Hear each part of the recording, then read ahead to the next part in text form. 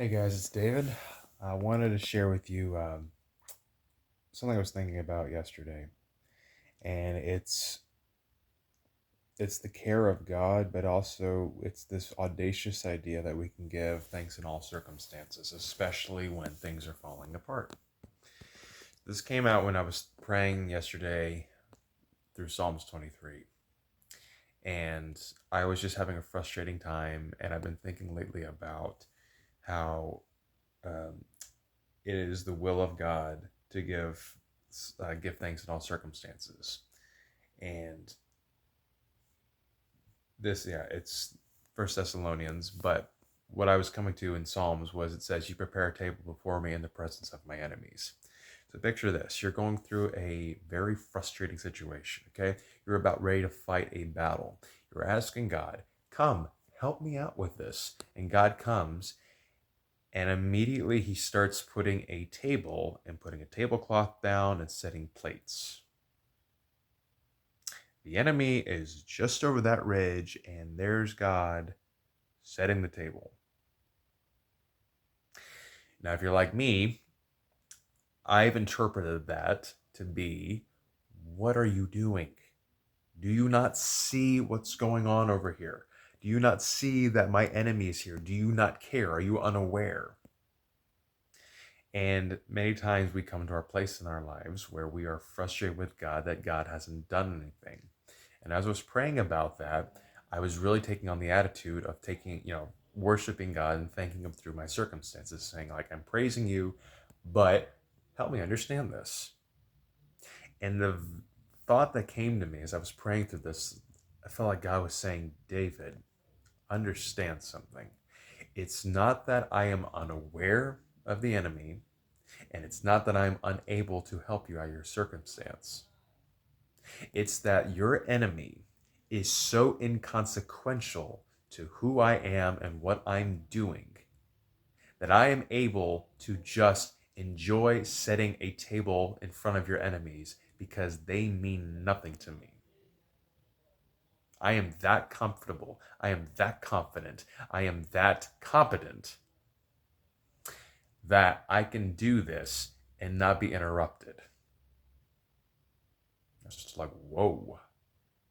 It's like God has a whole bigger agenda than I'm thinking here. Than if he's just enjoying setting a table, that I don't even have to worry about it. And it just got me thinking about a number of verses today.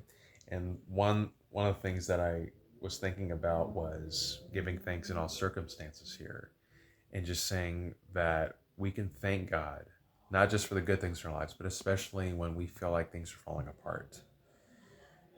If I'm feeling stressed, if I'm feeling anxious, if I feel like nothing's going right my way, these are moments I can thank God for. And a story that came to mind comes from Corrie ten Boom's book, The Hiding Place. Corrie and her sister are in a concentration camp, and there are barracks of women, and all the guards have confiscated much of their belongings. In this particular barracks that they're in, it is infested with fleas.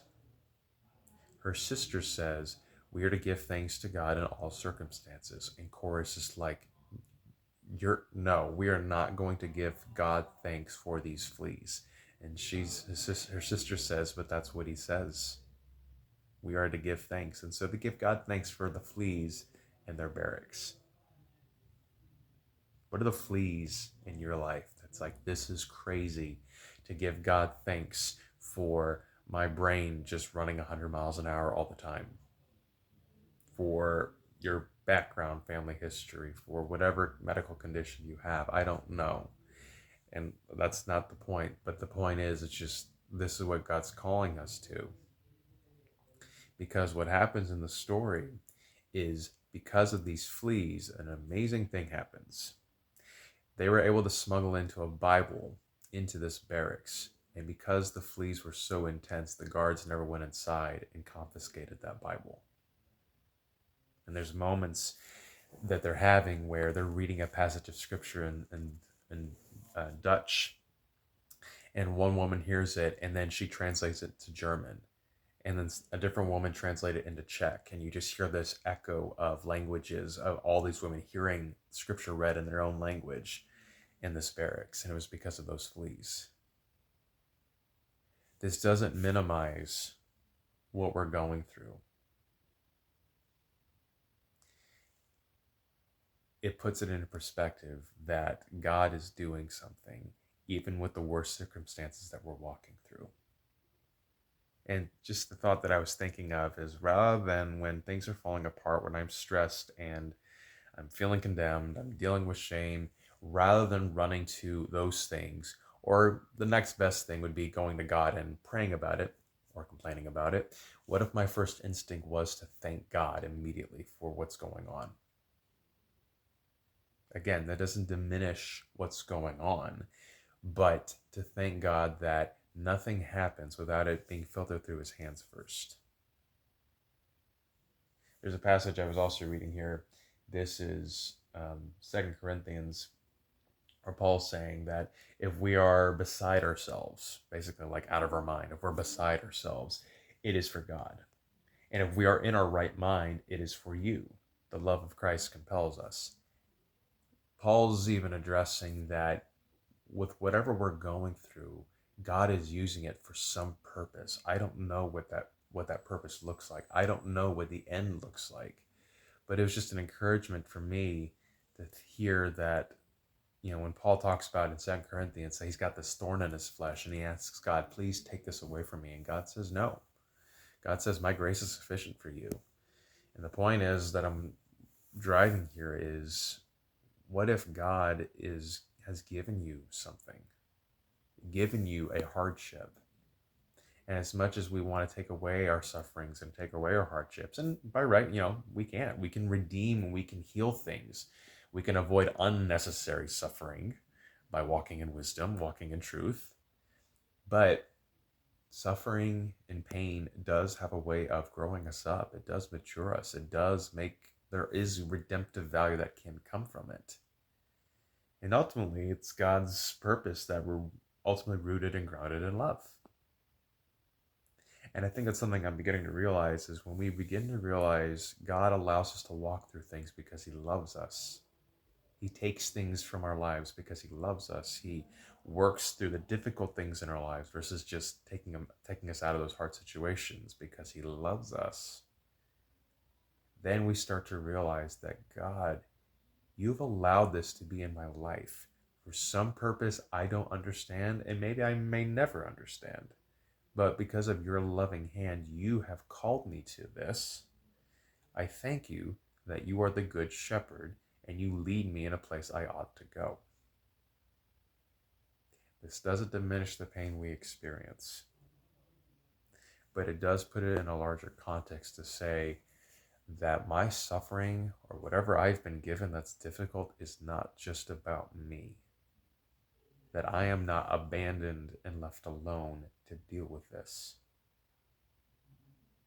God is wanting to work through things in my life to deal with this. And also, he wants to include other people with that too. I mean, some of the greatest things we have to offer people is the pain that we've experienced. And we not only share wisdom from that, we actually connect with people through those hardships. But again, it's all rooted in the love of God, because then we learn how to love God because we see the love he's given us. We learn to love other people well, and then we also begin to learn to love ourselves well. Because it's not about me trying to figure this out. It's not me trying to be comfortable. It's me accepting, okay, God, you've given me this, so thank you. I don't know how quite to thank you and even why, but I'm going to thank you for this. It's a discipline. But anyway, I wanted to encourage you guys that whatever you're going through, there's a bigger purpose behind it. And, it's not some kind of cliche of, God's got a purpose. God has a purpose. It's not about you. He's got an agenda, but it's not about you. You're being caught up into his agenda. And we can be grateful for that, even in the midst of pain. Be encouraged, you guys. I'll catch you later.